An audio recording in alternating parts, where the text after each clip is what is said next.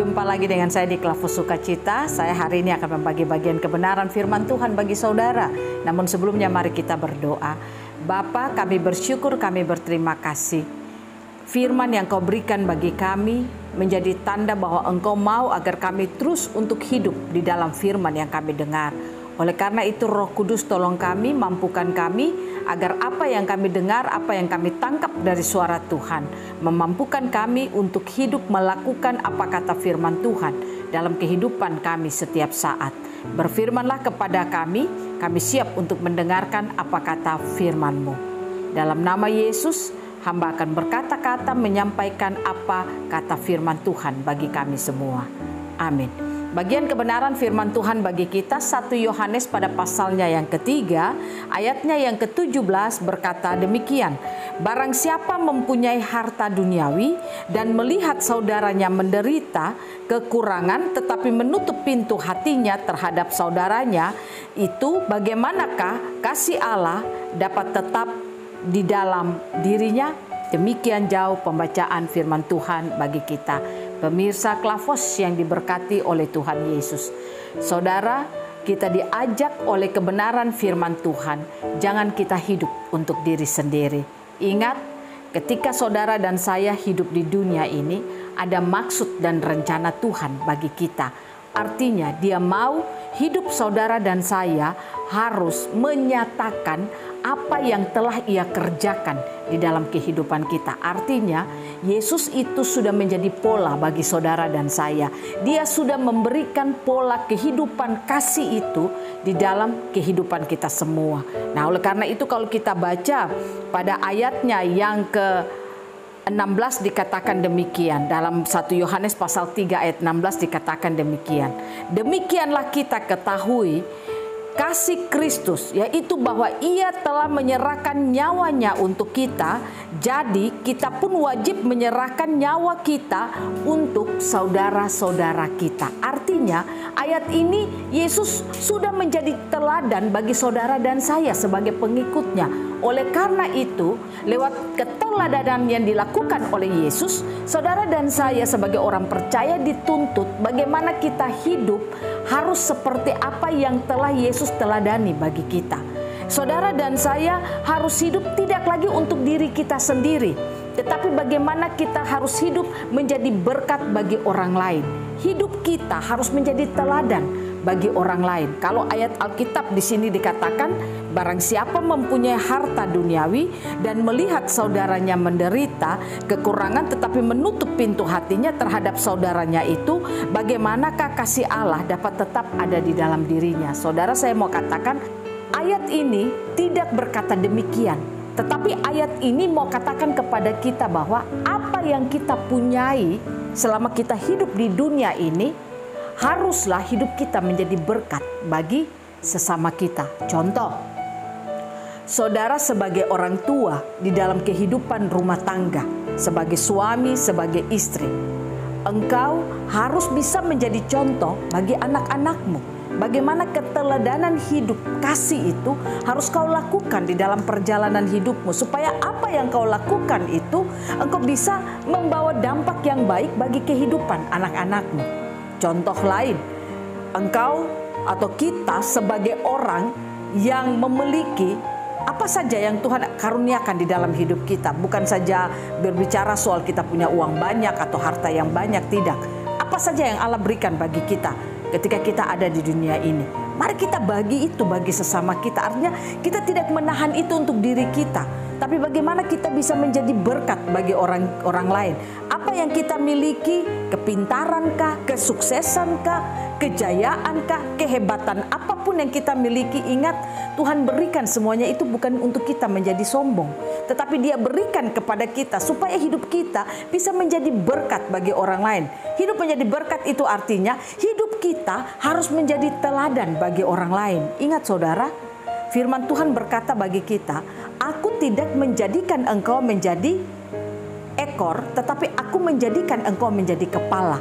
Itu artinya firman Tuhan atau ayat ini mau katakan kepada kita, Yesus memberikan satu kehidupan bagi saudara dan saya sebagai pengikutnya untuk untuk bagaimana kita bisa menjadi pola kehidupan yang baik bagi orang-orang yang ada di belakang kita, bagi orang-orang yang dipercayakan Tuhan bagi kita.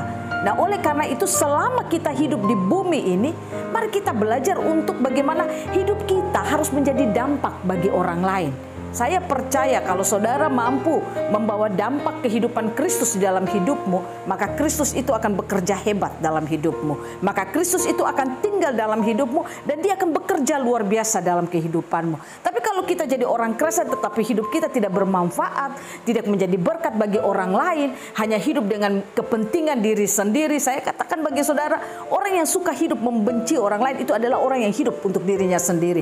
Orang yang hidupnya suka cepat tersinggung, suka marah dan tidak pernah mementingkan orang lain, itu orang yang sebenarnya dia hanya mementingkan dirinya sendiri. Padahal dia lupa kalau Allah memberikan saudara dan saya hidup di bumi ini sebagai contoh, sebagai teladan, supaya bagaimana hidup kita bisa menjadi berkat bagi orang lain. Mungkin saudara akan katakan bahwa saya tidak punya uang banyak. Oke, saudara tidak punya uang banyak untuk berikan bagi orang lain. Tapi saudara punya satu kehidupan yang luar biasa yang dari Tuhan. Nah, oleh karena itu, apa yang Tuhan berikan bagi kita, mari kita berikan bagi orang lain selama kita hidup di dunia ini. Jadi sekali lagi ayat ini tidak saja berbicara soal kita punya uang banyak atau kita punya harta yang banyak, tidak. Karena kalau ayat ini hanya berlaku untuk orang yang, atau dikatakan hanya untuk orang uang banyak atau punya harta yang banyak, pasti yang tidak punya uang dia bilang berarti saya tidak perlu memberikan apa-apa.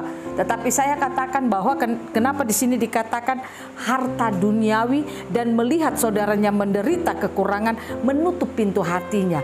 Artinya harta yang kita miliki selama kita ada di dunia ini. Nah, oleh karena itu saudara, Allah memberikan kasih dalam hidupmu. Bagikanlah kasih itu bagi orang lain. Allah memberikan kehidupan, damai sejahtera, sukacita. Bagikan itu bagi orang lain. Itu yang harus saudara lakukan dalam hidup saudara. Karena itulah teladan yang Yesus Kristus berikan bagi kita. Dia tidak mementingkan nyawanya, tetapi dia memberikan nyawanya bagi saudara dan saya. Oleh karena itu sebagai pengikutnya, mari kita melakukan itu di dalam seluruh kehidupan kita. Ingat, jangan hidup jadi orang Kristen yang hidup untuk diri saudara sendiri, tapi hiduplah bagi sesama yang ada di sekitarmu. Engkau sebagai orang tua, engkau hidup untuk anak-anakmu, untuk keluargamu. Engkau sebagai guru, engkau hidup menjadi berkat bagi murid yang dipercayakan bagimu. Engkau sebagai hamba Tuhan, engkau hidup harus menjadi berkat bagi jemaat yang dipercayakan bagimu. Atau engkau jadi apa saja, pemimpin di kantor kah, atau bagi pengusaha atau apa saja. Engkau harus hidup menjadi berkat bagi orang-orang yang ada di sekitarmu. Karena itulah yang Tuhan percayakan mereka bagi kehidupan kita. Nah, oleh karena itu, mari kita belajar untuk kita menjadi berkat bagi sesama kita. Dan apa yang harus kita lakukan supaya hidup kita bisa terus menjadi berkat bagi sesama kita, sehingga Kristus itu akan tetap tinggal dalam hidup kita.